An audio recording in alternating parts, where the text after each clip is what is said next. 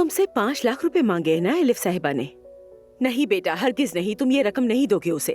ये सब कुछ आपको आयजा ने बताया ना अम्मी?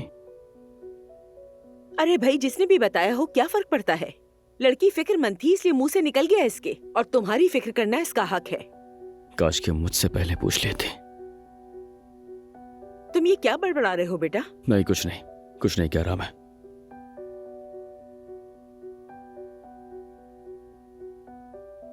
आयजा बेटी, कहीं मैंने गलती तो नहीं कर दी ना? क्या उमर नहीं जानता था कि तुम जानती हो? जानता हूँ अम्मी, क्यों नहीं जानूंगा मैं, अभी तो बात हुई है। आयजा ने भी मुझे अपनी फिक्र और परेशानी से आगाह कर दिया था, मगर हमने एक वादा किया था कि कुछ भी हमारे साथ होगा तो पहले हम एक दूसरे को बताएंगे।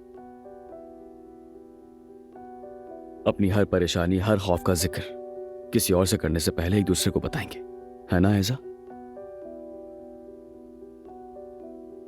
अच्छी बात है, ठीक है, लड़की ठीक कह रही है।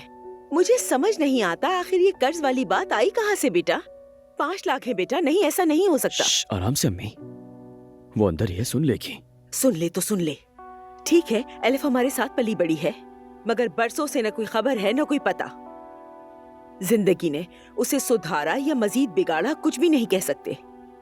बरसों बाद यूं अचानक से सामने आ जाना, यूं अचानक से इतनी बड़ी रकम कर्ज मांगना, तुम्हें क्या ये बात नॉर्मल लगती है? ओफ, ठीक है अम्मी, कुछ बातें ऐसी हैं जो आपको नहीं मालूम। ऐसा क्या है जो मैं नहीं जानती बेटा? कई बरसों बाद मिलने वाला कोई शख्स अचानक से 5 लाख रुपए मांग ले तो क्या ये नॉर्मल है बेटा? एलिफ तुम्हारी कौन लगती है? ना खानदान से ना कोई रिश्ता, फिर भी इतनी बड़ी रकम मांग रही है। आयजा का परेशान होना बिल्कुल बजा है। नहीं, मैं तो इसे हरगिज कर्ज का नाम नहीं दूंगी। इसका कोई और नाम है मगर मैं यहाँ नहीं कहना चाहती।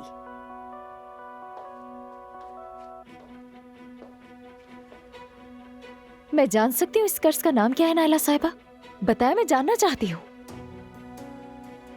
एलिफ,